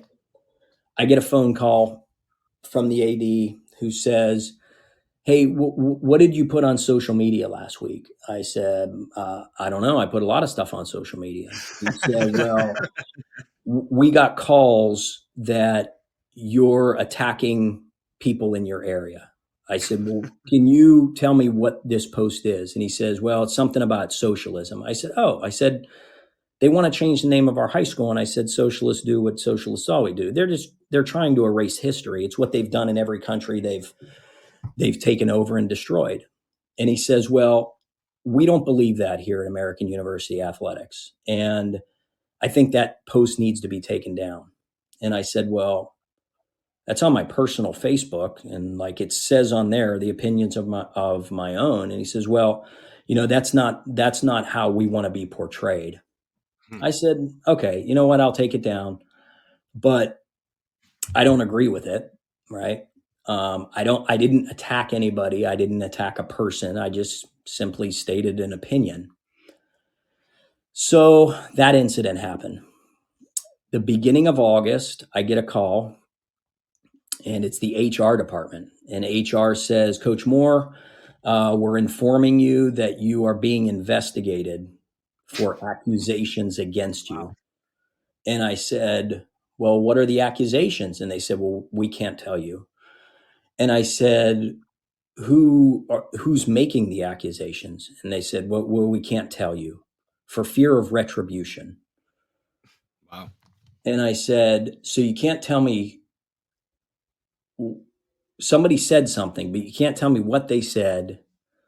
You can't tell me who said it. So how am I supposed to defend myself? And they said, well, we're Yeah. going to do an investigation, and we'll let you know once we do the investigation what our findings are. So I knew at that point in time, okay, the witch hunt has begun. So I get an attorney, and come to find out, for your listeners that may not know the world of academics in America, how things happen.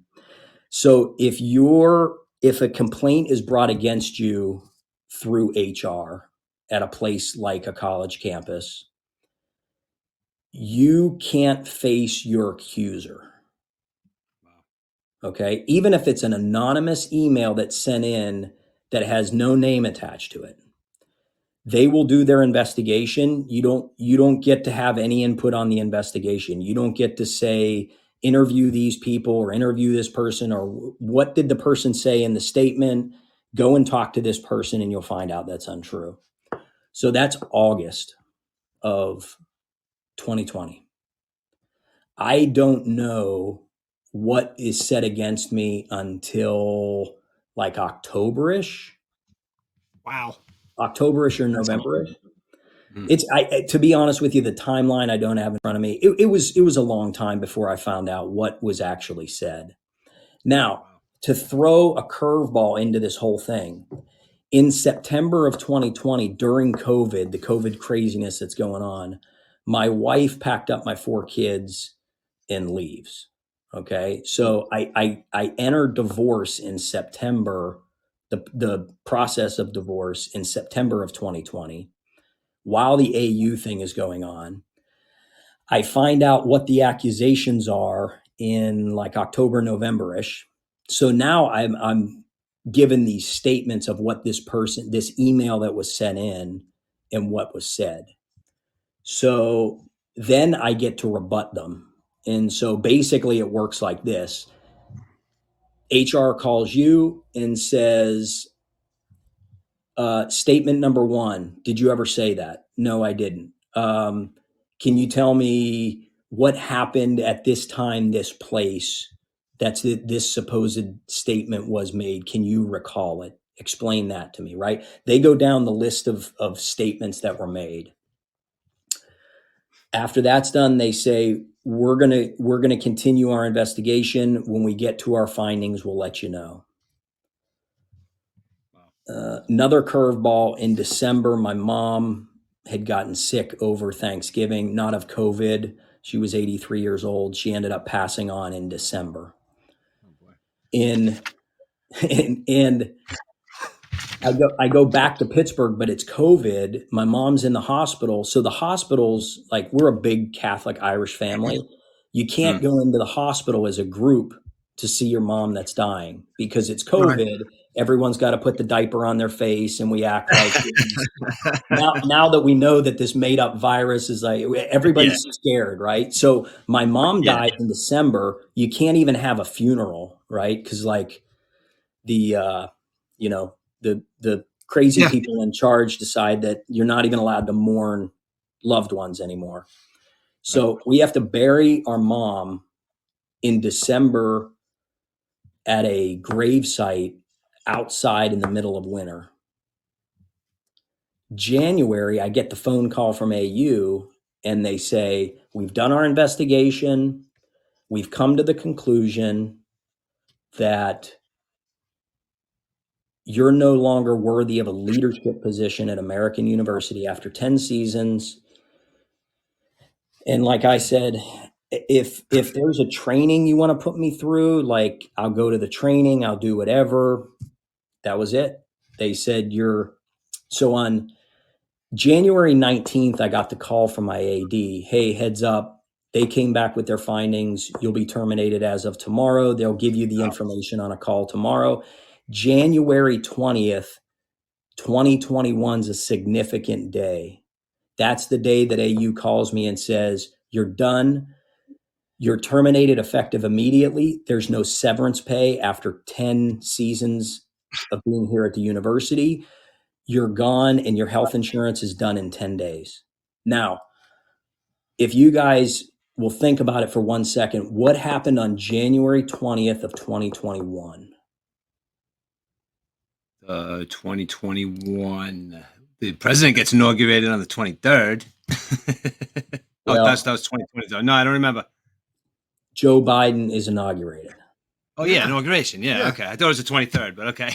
Inauguration day. It's the same, coincidentally, it's the same day I get the phone call from American that says you're done. Now, that's just Teague Moore putting a twist on things, right?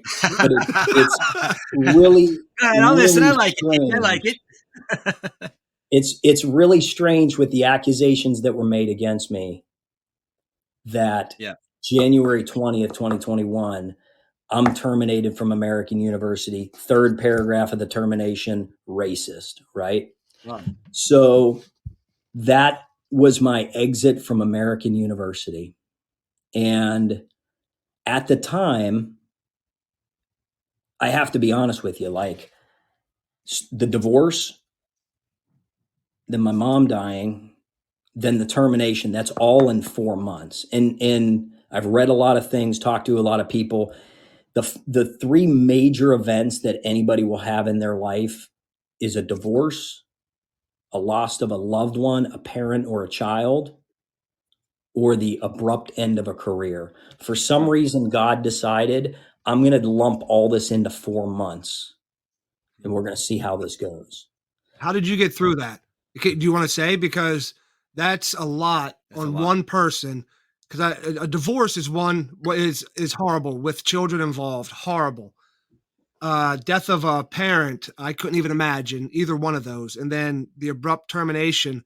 Are you on your own now by yourself and going through all this? Thank God I'm not. At So that time, were you? at that time, I was, yes, I was in my house by myself. My family, so again, my immediate family, brothers and sisters, we've been through some crazy stuff. My brother Ty, the four-time Pennsylvania state champion, I've mentioned a number of times. In 2016, he died. He drank himself to death. He was an alcoholic, and unfortunately, he died from alcohol poisoning in 2016. I had a brother Tommy that committed suicide in 2002. And so our family has been through some really tough and challenging times because of the craziness of COVID. And I mean, here in Maryland, like the Nazis were like full blow. That was when they were still saying like you couldn't go to church. You weren't allowed to go to church. And if you had more than 10 people at your house, the police would show up, right? It was Yeah. crazy. This will be something like, I hope to God I can tell my kids and grandkids, like America went so off the deep end, Mhm. right? That there were Yeah. things being done that should never be done to a group of people ever again, right? Mhm. So, am I by myself? At that time, I was by myself, but my sister Tina, who lives in Dallas, Texas, through just the blessings of God, she was flying up every 2 weeks. Southwest Airlines had a direct flight from Pittsburgh to Baltimore. Um, they were like $50 a trip at that time. She bought like 20 round trips because you could buy Yeah. them in bulk and like use them whenever you wanted. She was coming up every 2 weeks. My brother Terry, that's in Pittsburgh, he's a contractor. He was making the trip down like every 3 weeks, once a month, just driving down and checking in on me. Um, that was, if there was a lowest of lows in my life, that was it. I like hit rock bottom, went through the bottom, ended up underneath of it, and was there for a little while.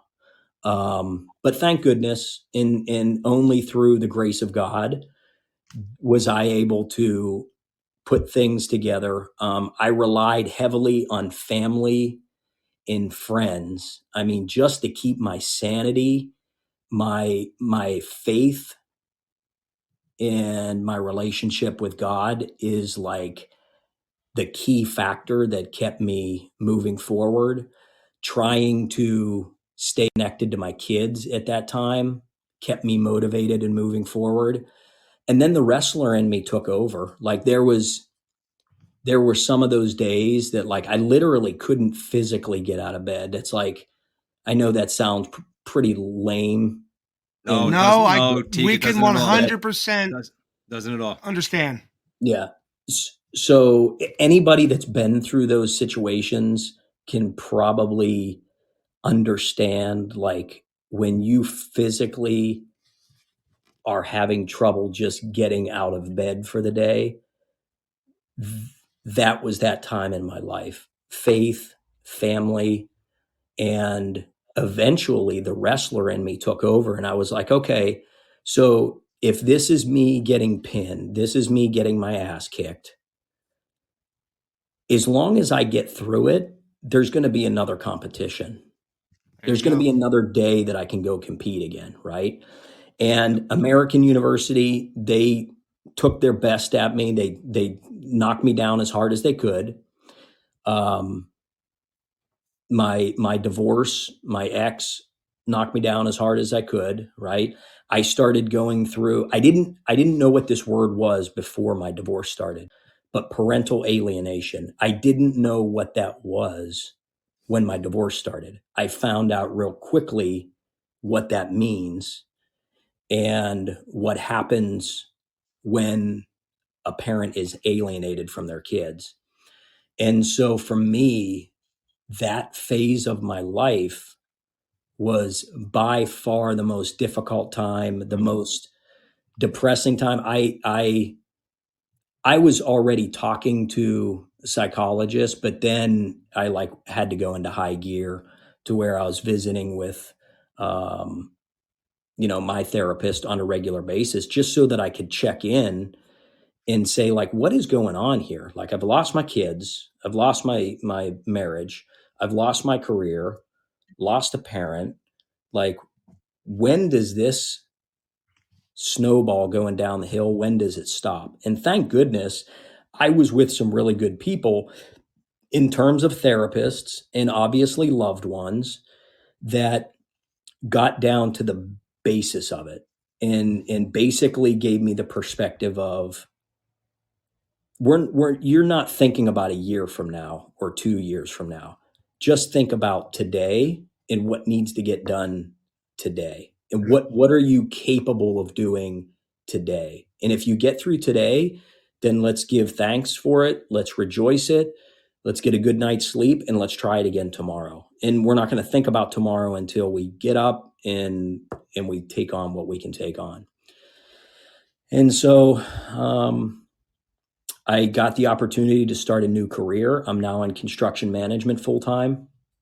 I knew I did not want to stay in coaching, but I wanted to give back to the sport of wrestling, and that's where my consulting came about. I knew there was a massive void between what high school wrestlers and their parents know about college wrestling and how to decipher or dissect.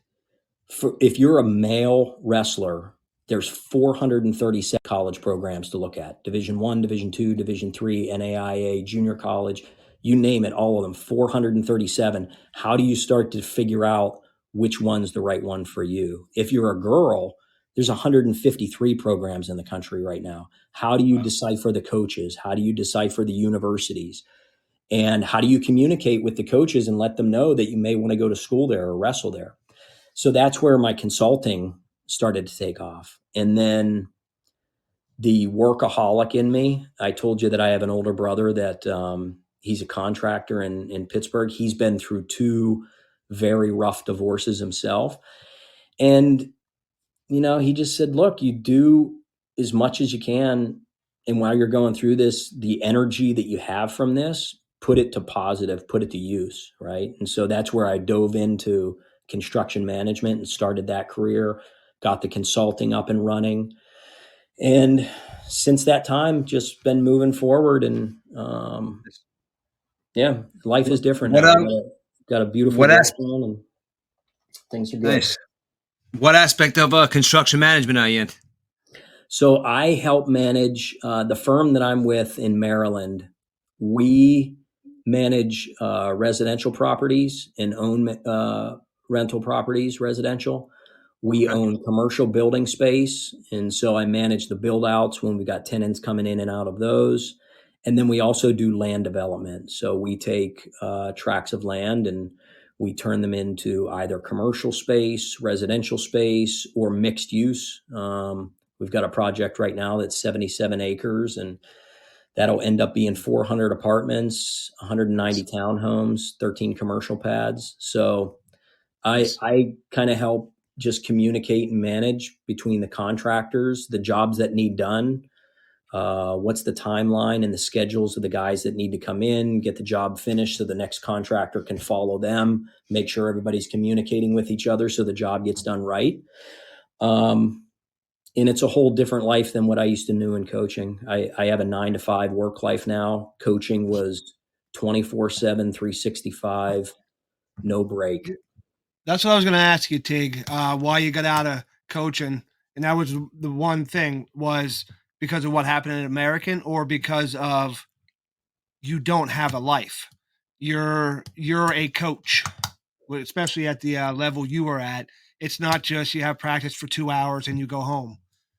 That's Was it correct. kind of both? What the toll it took on your life outside of coaching and American, the two of those together just kind of soured you, and you just wanted to go back to normal.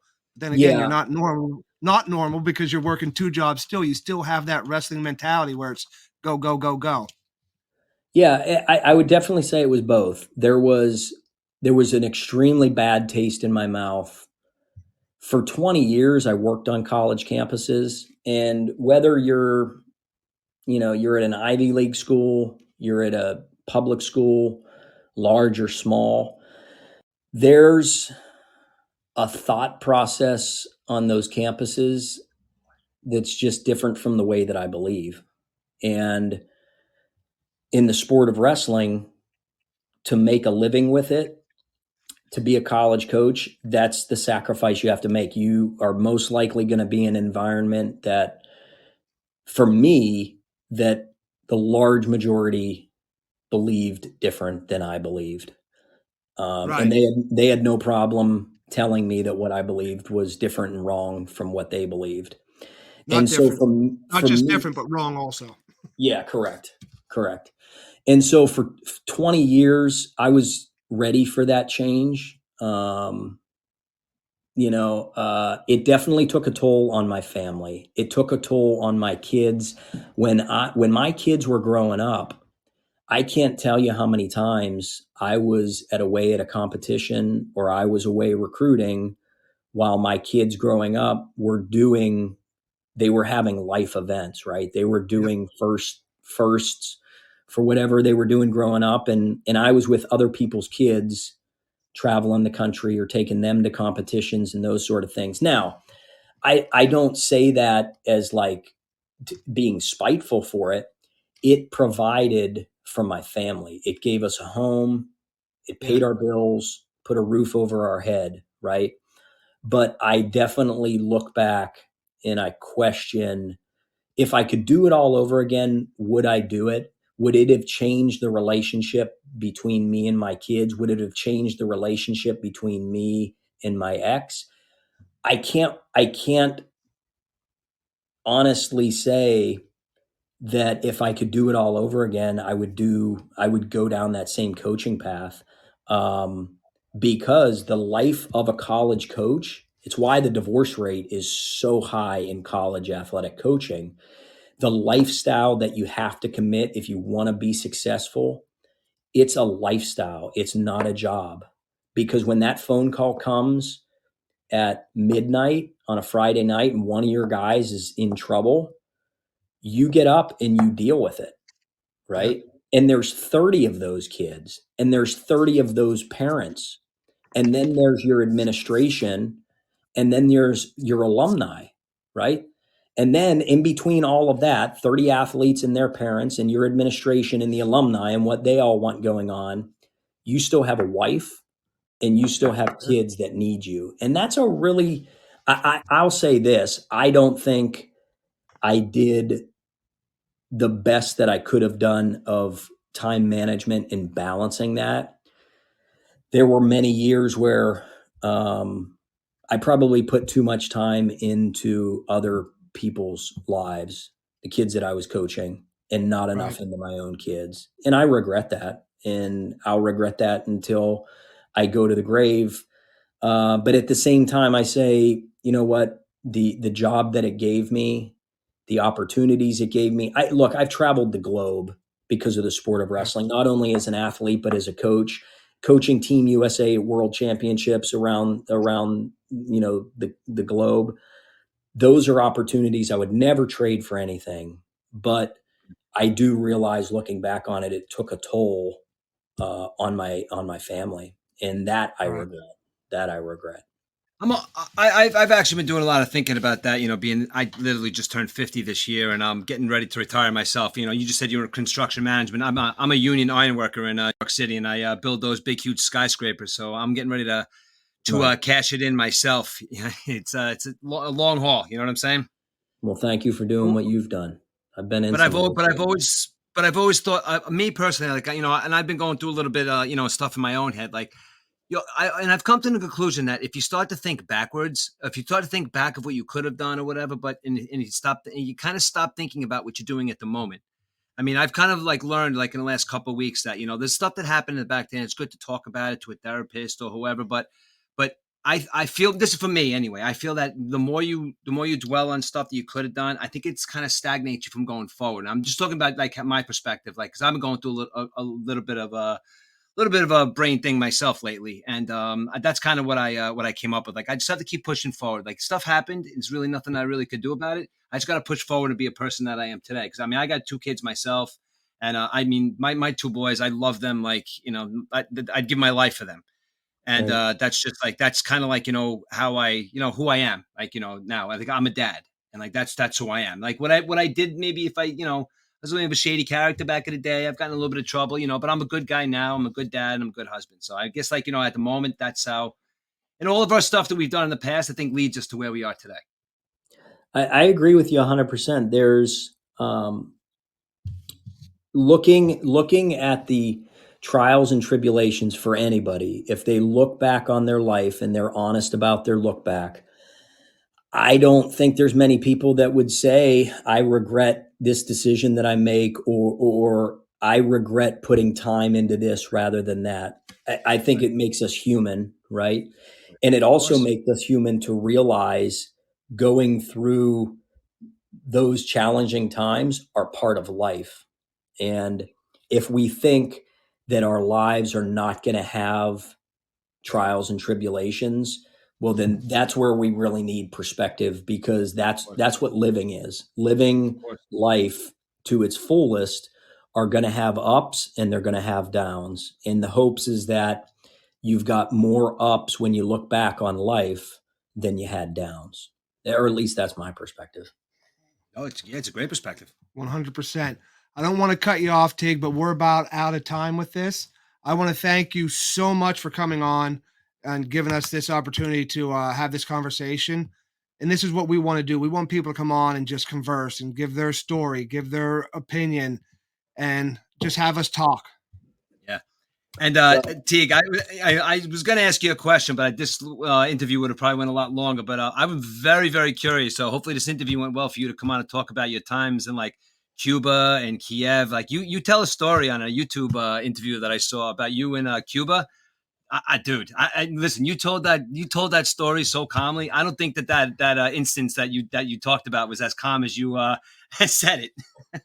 well, the match down in Cuba, and if you're referencing, I had an opponent that stuck his finger in my eye. Oh my It, god, I ended up choking him out. There was a it's an miniature insane story.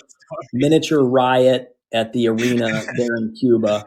That my experiences as a wrestler and the life I was able to live. Yeah, There, I had some great experiences. So I appreciate the yeah, fact man. that you listened to those other Of podcasts, course. heard those stories. So there's a Yeah, I lot of mean, them.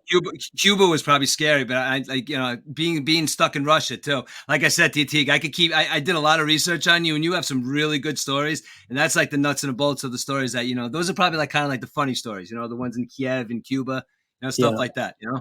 absolutely. Those will be the ones I look back on as I get older, drink a beer, Yeah, and man. and tell old wrestling stories with old Absolutely. folks.